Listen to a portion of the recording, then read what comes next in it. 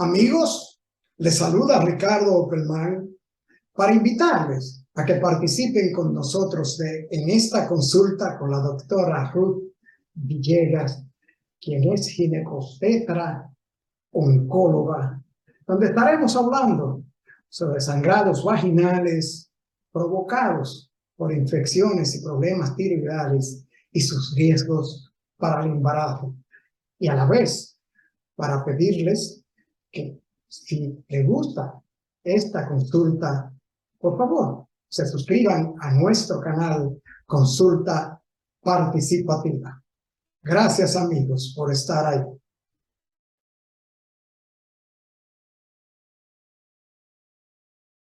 Pregunta, no sabía que a las damas era tan frecuente el asunto de sangrados vaginales no menstruales.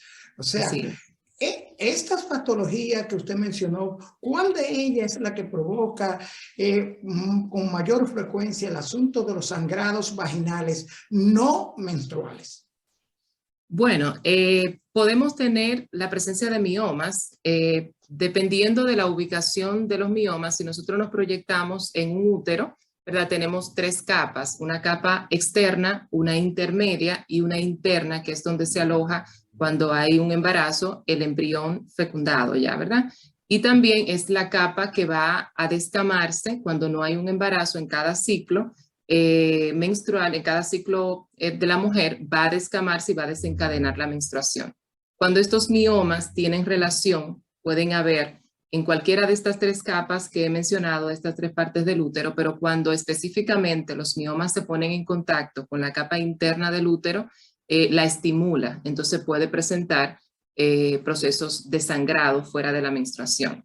También tenemos alteraciones hormonales donde el ciclo que tiene un eje que inicia con el hipotálamo, hipófisis, ovario. Podemos tener alteraciones tipo alteraciones tiroideas que van a hacer una perturbación del ciclo, y también podemos tener sangrados no menstruales o sangrados uterinos anormales o disfuncionales, como también se le puede llamar, asociado a un componente hormonal. Esas son de las causas más frecuentes que podemos tener de sangrados uterinos anormales. Doctora, usted menciona, no sabíamos, confesamos, el asunto de la relación tiroidal, del tiroide y el sangrado vaginal en la mujer. Ese sangrado provocado no por una afección interna de la vagina, ni infección, ni presencia de tumor, sino una relación tiroide-vagina.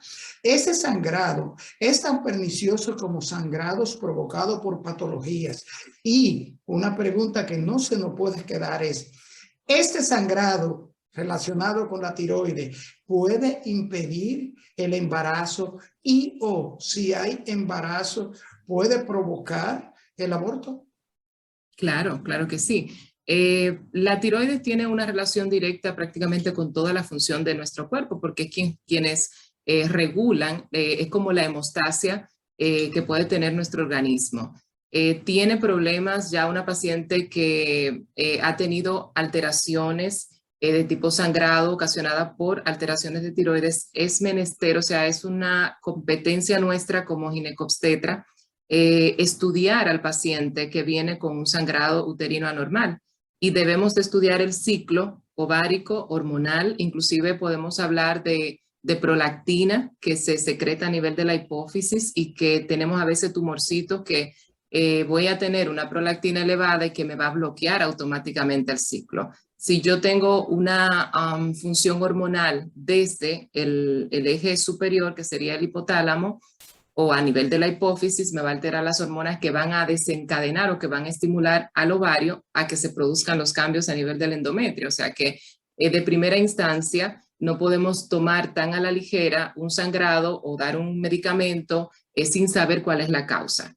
Si nosotros detectamos la causa, si es hormonal y esa paciente tiene su tiroides descontrolada, se puede enviar, en caso de que no se tenga la pertinencia o el conocimiento para el manejo, se puede tratar concomitantemente con un endocrinólogo, un ginecólogo endocrinólogo, si son alteraciones que sobrepasan mi capacidad, o en el sentido de que hay que respetar mucho la parte de que si no es un trastorno que yo tengo la capacidad de resolver, entonces hay especialistas, subespecialistas que van a tratar esta condición mucho mejor que la que pueda tratar yo. Por ejemplo, en el caso de cáncer, hay médicos que pueden llegar hasta un tope o de prevención, pero ya si tú estás viendo que es un cáncer per se, entonces ya hay otro subespecialista que puede tratar a esta paciente, porque lo más importante de esto siempre es el bienestar, el diagnóstico y el tratamiento oportuno de la paciente. Entonces, muchas veces tenemos pacientes que vienen con sangrados irregulares,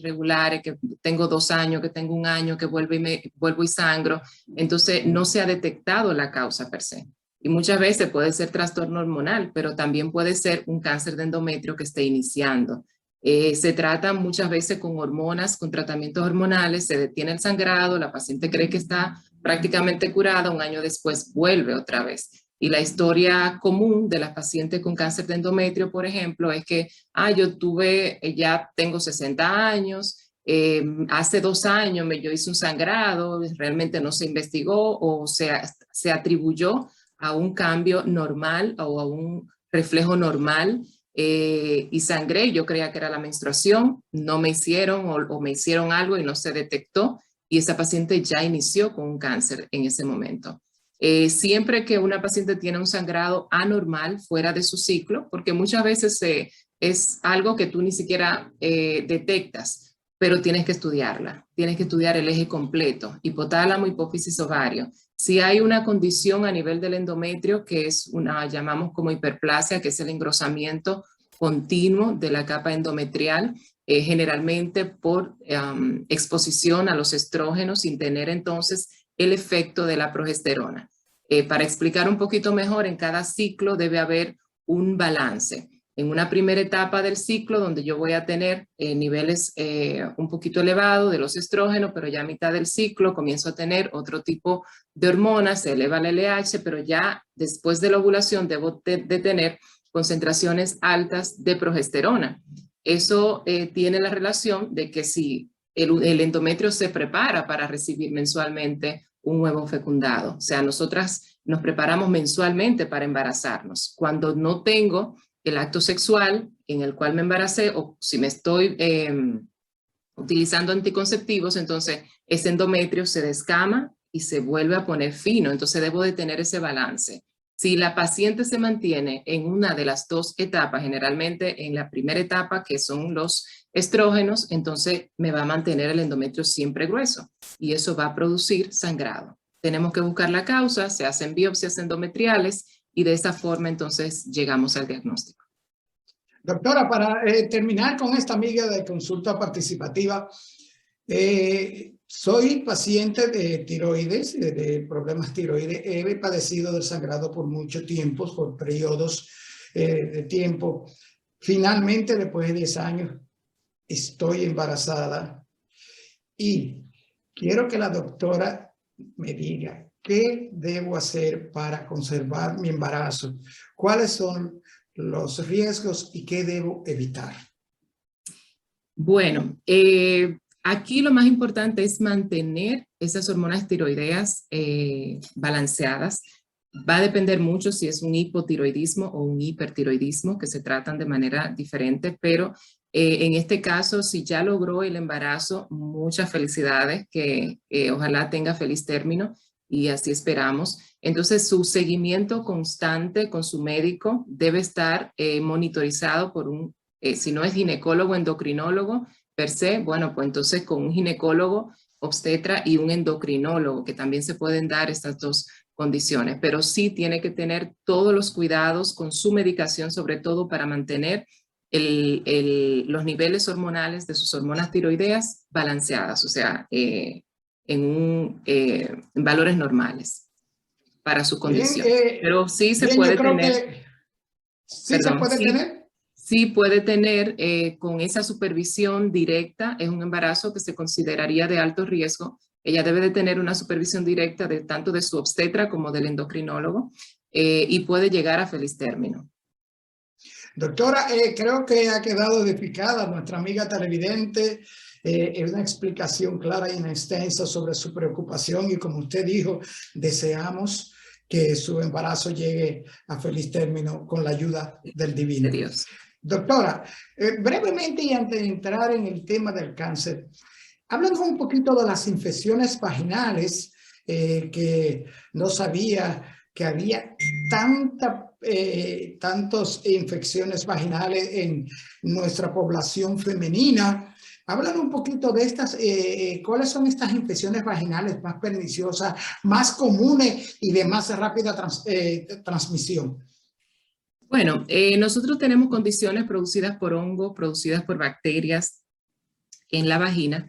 Realmente es un órgano muy susceptible a cambios, porque hasta el pH que cambie de nuestra vagina, que es un pH ácido, podemos estar expuestas a muchas condiciones que molestan y que dan mucha sintomatología en la mujer y que es una causa de una llamada emergente, porque muchas veces mis pacientes están de viaje. Ay, doctora, tengo me bañé en una piscina, me quedé mucho rato con el traje de baño puesto, todas esas condiciones, tuve una relación sexual, hubo un contacto, todas esas son condiciones que pueden llegar a tener una infección vaginal, una irritación, dependiendo lo que la cause, entonces nosotros vamos a tratar. Dentro de las condiciones más frecuentes tenemos las cándidas, las tricomonas, la gardnerella, que son infecciones que producen muchos síntomas, y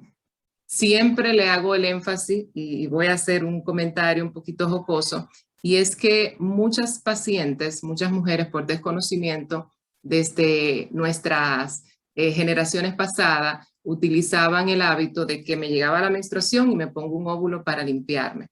Eso solía ocurrir, y me imagino que usted escuchó eso muchas veces.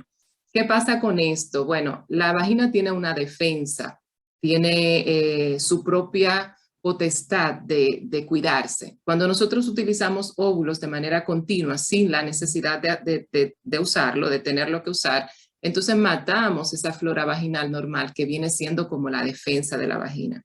Pero no obstante a eso, a veces tenemos un flujito, una secreción, me molesta un poquito, tengo un óvulo o una amiga me dio un óvulo, le hice el comentario, me dijeron usa esto, que yo lo usé y me resolvió.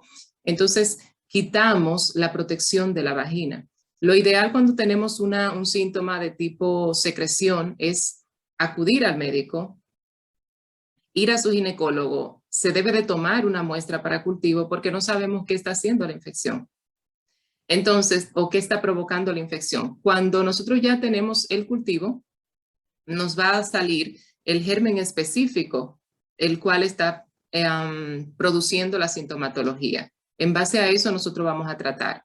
Ya cuando un ginecólogo ve la secreción, tomo el cultivo porque tengo que proporcionarle algún tipo de medicamento en lo que sale el resultado. Entonces ya nosotros tenemos la pericia de que por el tipo de secreción puedo decir, bueno, es una cándida probable, voy a ir tratando esto, voy a poner mientras llegue el resultado y ya luego cuando tengo el resultado debo de llevarme del antibiograma que me va a decir es tal germen, puede utilizar esto. Es sensible el medicamento, o sea, puedo utilizar el medicamento para esa infección y a veces lo que se estaba utilizando es resistente. ¿Qué significa que es resistente? Bueno, que aunque yo me lo ponga, aunque use el tratamiento, me puedo calmar, pero una semana después, 15 días después, voy a volver con la sintomatología. Entonces también es importante tratar a la pareja. Muchas veces ustedes son bendecidos, los hombres, porque lo que a nosotras nos hace daño, a ustedes no le hace nada, pero tienen yo trato a mi paciente, si no trato al esposo, vuelven a tener el contacto sexual y ella va a volver otra vez con el mismo problema, porque somos mucho más susceptibles a esos procesos infecciosos. Bien, amigos y amigas, después de esta orientadora consulta con la doctora Ruth Villegas, solo nos resta darle las gracias por acompañarnos y participar con nosotros de la misma y a la vez pedirles que se suscriban a nuestro canal de YouTube Consulta Participativa. Amigos, nos vemos. en la próxima consulta de salud.